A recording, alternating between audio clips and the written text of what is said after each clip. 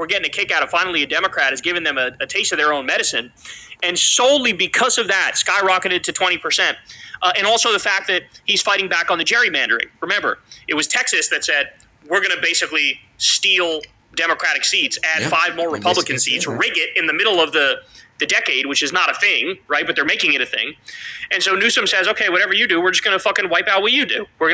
We'll eliminate the Republican seats here in California. And it's like, finally, you have to fight fire with fire or you just lose in perpetuity. You ain't lying. Right? So that explains it.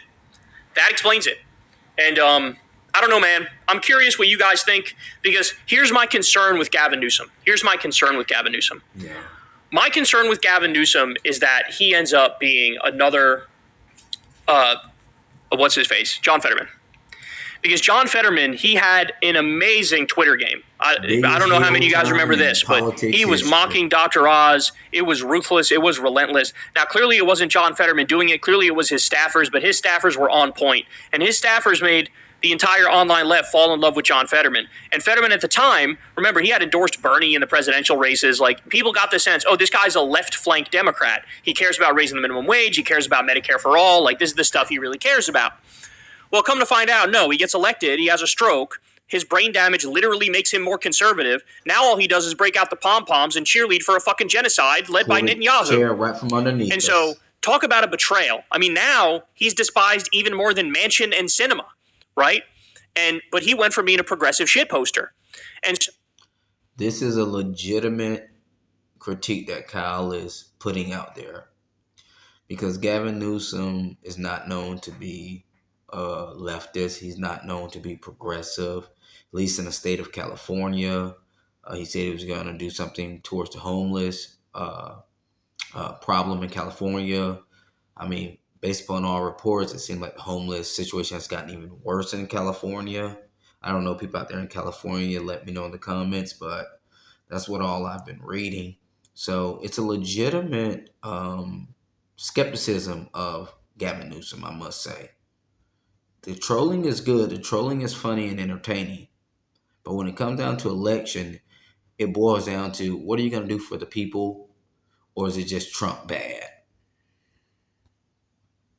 the concern is, and Current Affairs Magazine wrote a good article about this, and Nathan J. Robinson has a good track record on this stuff. He was calling out John Fetterman even when everybody loved him and he was shitposting. He was saying this is not. Oh yeah, and I'm sorry. He's giving the comparison how John Fetterman seemed like he was like a progressive. He endorsed Bernie.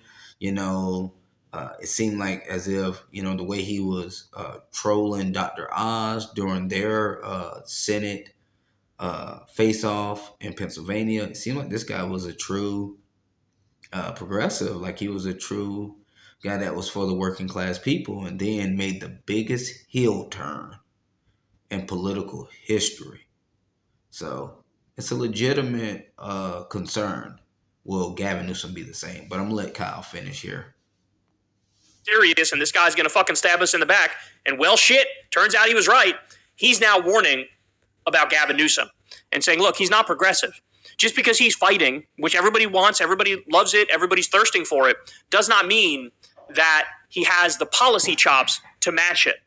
And, he's raining on everybody's parade right now, but at the same time, I mean, it's a fair point, right? It's a fair point. And look, I'm willing to be fair to Gavin Newsom. I'm willing to give all the Democrats a fair shake. But the fact of the matter is this. At best, you can say his record is mixed.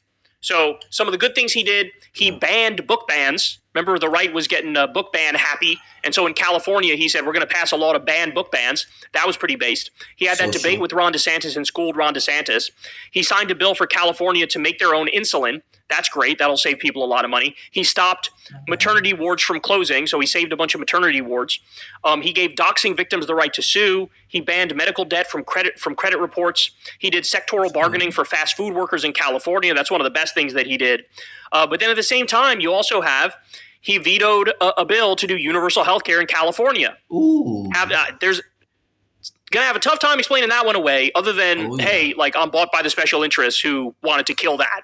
I'm bought by the insurance industry. I'm bought by pharma, the healthcare providers, etc. Like, he killed a universal healthcare bill in California. See, I didn't even know that about Gavin Newsom, that he killed a universal healthcare bill in the most progressive state in the union with the state legislature that is overwhelmingly Democrat, and they have the governor's seat, and he still vetoed it. Yeah, that's gonna be hard to explain away during the midterms. Excuse me, during the election season when it does kick up, because you are gonna have some candidates that are definitely gonna ask for the explanation on that in a debate, in a primary debate. That one's hard to overlook. He also vetoed a bill to get private equity out of healthcare. He also vetoed a bill to crack down on PBMs, the pharmacy benefit managers, which are just the middlemen that raise your drug prices. He also, of course, not good on healthcare. Definitely in the pockets of the special interest, it seems like to me. I don't know that to be a fact, but based upon what all Kyle is saying, it's not a good track record on people's health and people's longevity and living in this country a healthy life. Not when you are vetoing bills that will help them, be able to get away from the middleman, help them, uh, keep more money in their pockets.